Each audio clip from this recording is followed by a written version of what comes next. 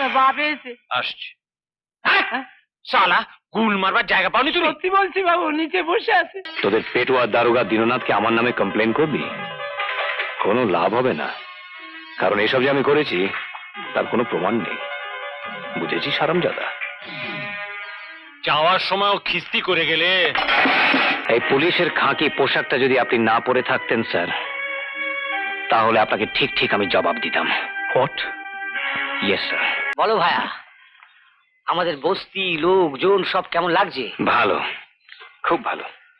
রহিম ভাই, সেদিন তোমায় ধন্যবাদ জানানো হয়নি। ধন্যবাদ? কেন ভাইয়া? বাহ, তোমার ভাইয়ের খালি ঘরে আমায় থাকতে দিয়েছো। আরে ছাড়ো সব কথা। মিটু, ওই নরেনের দোকানে 2 কাপ চা বলে দে, আর শোন ওই সঙ্গে 2 বিস্কুট বলে দিস। হ্যাঁ আচ্ছা রহিম ভাই, হ্যাঁ, এই গাড়ি টাড়ি সারানোর ব্যাপারটা খুব শক্ত, তাই না? কি যে বলো, ও সব তোমার কাছে কিচ্ছু না, কিচ্ছু না। ওই সব সন্ডা মার্কা গুন্ডাগুলোকে মেরে ঠান্ডা করে দিলে আর একটা বেয়ারা গাড়ি সারাতে পারবে না। 2টো ঘুষো মারবে, গাড়ি বাপ বাপ করে দৌড়বে। ও রহিম ভাই, আরে ফ্রেমটা একটু দেখে দাও তো, মারি বহুত টার্বল দিচ্ছে। সকাল সকাল ঠেলে স্টার্ট করতে হলো। বনেটটা খোল। বাবু যা আজ খিস্তি মারলো না মাইরি। গালাগাল দিল? তোর বাবুর তো 5 খানা গাড়ি আছে, একটা গাড়ি খারাপ হলে কি এসে যায়? আর এতে রাগেরই বা কি আছে? সহদেব, যন্ত্রপাতিগুলো দে। জানো রহিম ভাই, কালকে ওই বারাসাতে ফাটিকানায় কি সব গন্ডগোল হয়ে গেল। আর ওই সব কি সব পুলিশ রেড ফেডের ব্যাপার ছিল। হ্যাঁ, ভুবন বাবু বারাসাত যাবেন বলে গাড়িতে এসে চেপে বসলেন, গাড়ি আর স্টার্টই হয় না। অবশ্যই উনি অন্য গাড়িতে চলে গেলেন। ব্যাস, অবিনাশ বাবু মাথা গরম হয়ে গেল। নাও স্টার্ট করো। করবো? হ্যাঁ রহিম ভাই, লিখে রেখো কিন্তু, এর আগে তো তোমার 2 মাসের বিল বাকি আছে। আমি সাহেবকে বলে আমি পাঠিয়ে দেবো বিলটা, আচ্ছা, নিজে দিয়ে যাবো, চিন্তা করো না। আচ্ছা। চলে অর্থ পায়ে পয়সা কামালে পুলিশের হামলা তো হবেই, তার নতুন কথা কি?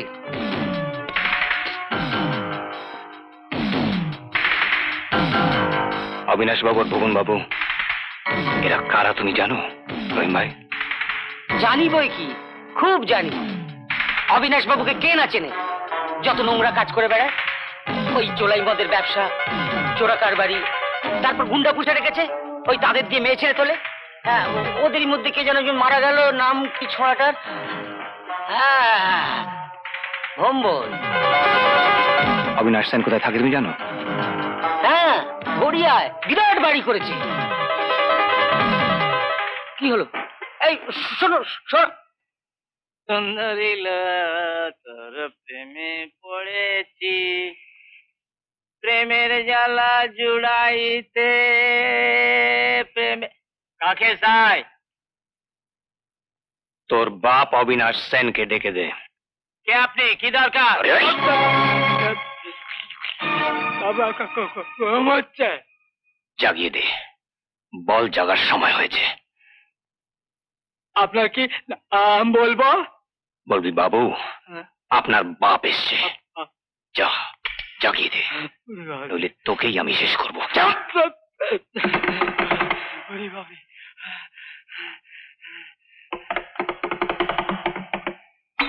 আপনার বাপ এসে আসছে।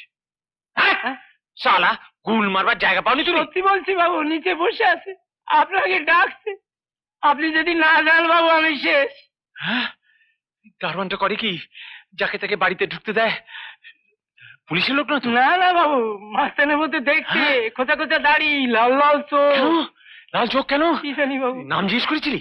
তখনই তো বললে, বল বাবুর বাপ এসে। চুপ চুপ। কি কি করেছো তুমি? এই সব জিনিস রাজীব চৌধুরী বাবা সন্দীপ চৌধুরী, যার ভোগ করার অধিকার ছিল সে যখন করতে পারেনি, তখন আর কেউ ভোগ করতে পারবে না। কে তুমি? কি নাম তোমার? আমার নাম শুনে কি করবি অবিনাশ সেন? গাড়ির কথা শোন। রতন ঘোষ আর মন্টু মিত্তির কোথায়? কে? কে রতন ঘোষ? কে মন্টু মিত্তির? তোতলামো আমি একদম সহ্য করতে পারি না। পরিষ্কার করে বল শোরের বাচ্চা, রতন ঘোষ আর মন্টু মিত্তির কোথায়? না না, খিস্তি করছো কেন? মানে ব্যাপারটা, আমি রতন ঘোষ বা মন্টু মিত্তির নামে কাউকে চিনি না। তাহলে ওদের জিপ কে দিয়েছিল? তোর বাপ। ও হ্যাঁ জি জি মানে ব্যাপারটা হচ্ছে কি, ব্যাপারটা হচ্ছে ওরা আগে আমার কাছে কাজ করতো, কিন্তু তারপর এখন ওরা কোথায়? তুমি কি শঙ্কর ব্যানার্জি? যা জিজ্ঞেস করছি তার জবাব দে। তারা কোথায়? আরে আমি আমি আমি তো বলছি তো আমি জানি না, তারা আমার কাছে ছিল, আমি তাড়িয়ে দিয়েছি। তুমি তুমি ঠিক বলেছো, ওরা খুব বদমাইশ। তুমি একটু ছুরিটা সরাবে, আমার লাগছে। সত্যি করে বল, তারা কোথায়? আরে আমি সত্যি বলছি, মা কালী দিব্যি তো। মা কালীর নাম অপবিত্র করিস না হারামজাদা। আবার আবার কিস্তি করছো। আমি আমি সত্যি বলছি, ওরা কোথায় আমি জানি না। আমাকে মেরে ফেললেই কি তুমি জানতে পারবে? তুমি একটু ছুরিটা সরাও প্লিজ প্লিজ। ঠিক আছে, আমি ওদের খুঁজে বার করবই, আর তারপর তোর হিসেব মেটাবো। তোমার নামটা বলে যাও। কেন, তোদের পেটুয়া দারোগা দীননাথকে আমার নামে কমপ্লেন করবি? কোনো লাভ হবে না, কারণ এসব যে আমি করেছি তার কোনো প্রমাণ নেই। বুঝেছিস হারামজাদা? যাওয়ার সময়ও খিস্তি করে গেলে।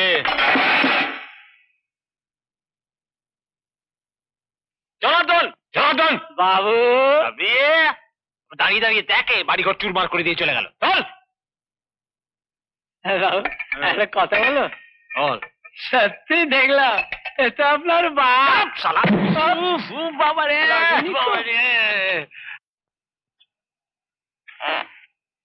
কার নাম অবতার? বস্তিতে নতুন এসেছে স্যার, উঠতি মাস্তান। সবাইকে খেপিয়ে বেড়াচ্ছে যাতে কেউ ভাড়া না দেয়।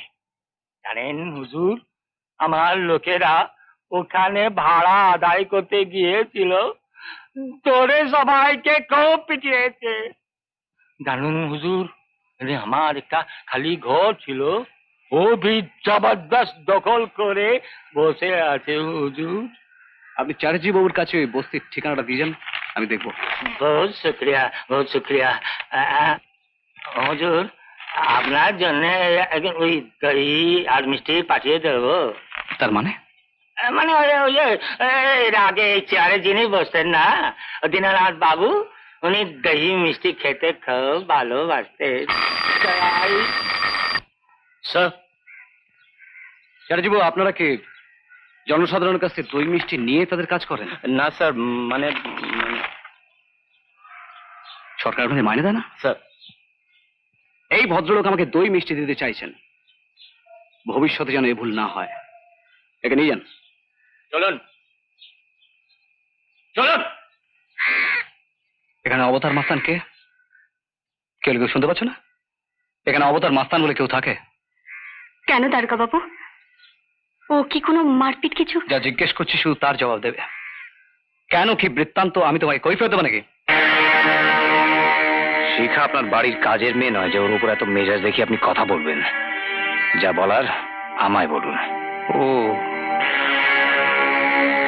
তার মানে তুমি অবতার মাস্তান?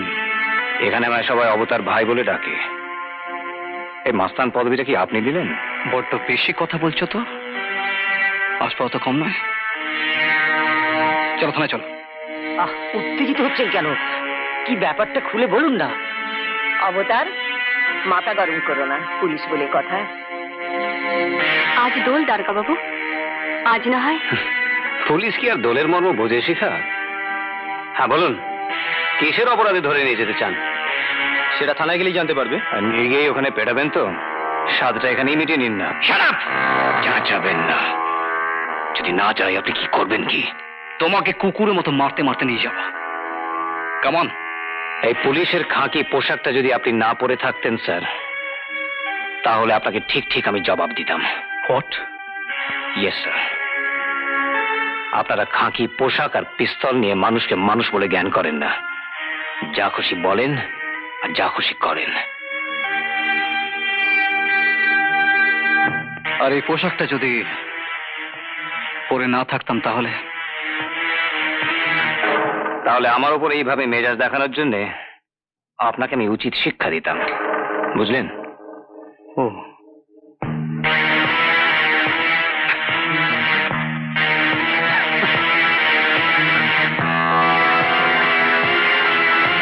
এই পোশাকটা পরার আগেই তোমাদের মতো গুন্ডা বদমাইশ মাস্তানদের কি করে সাহায্য করতে হয় তার শক্তি আমরা অর্জন করি। তারপর পোশাকটা পরি।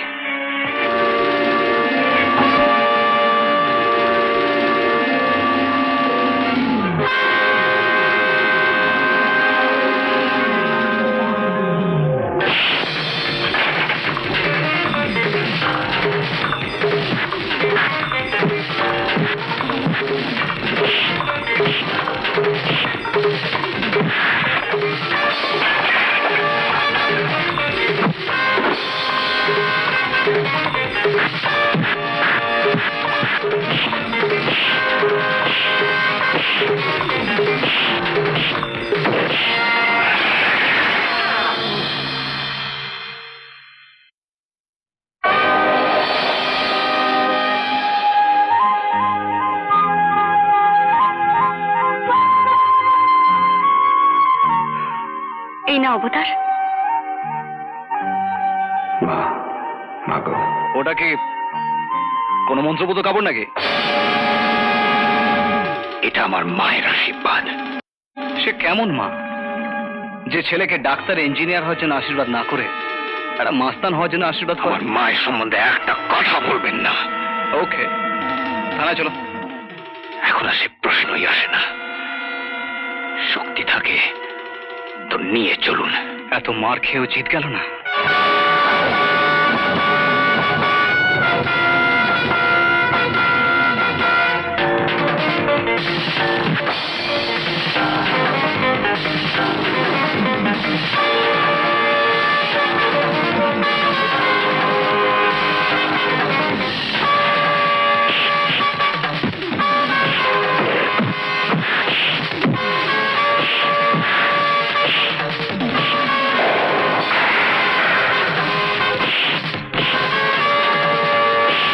স্যার কোথায়? স্যার স্যার আপনার ছেলে অ্যাক্সিডেন্ট হয়েছে স্যার।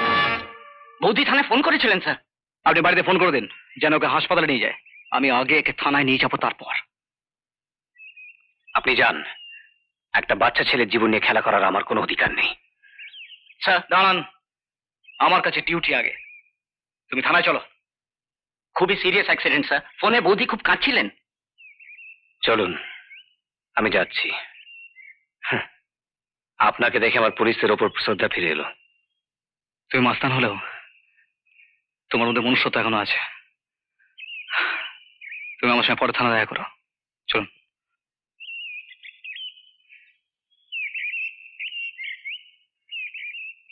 অবতার ভাইয়া,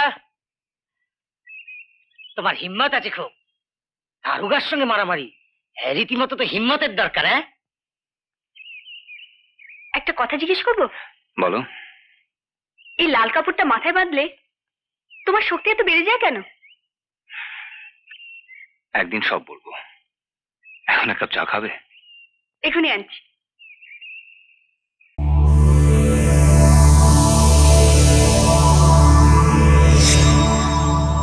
এরকম আরো অনেক সিনেমা দেখতে হলে ডাউনলোড করুন ক্লিক অ্যাপ।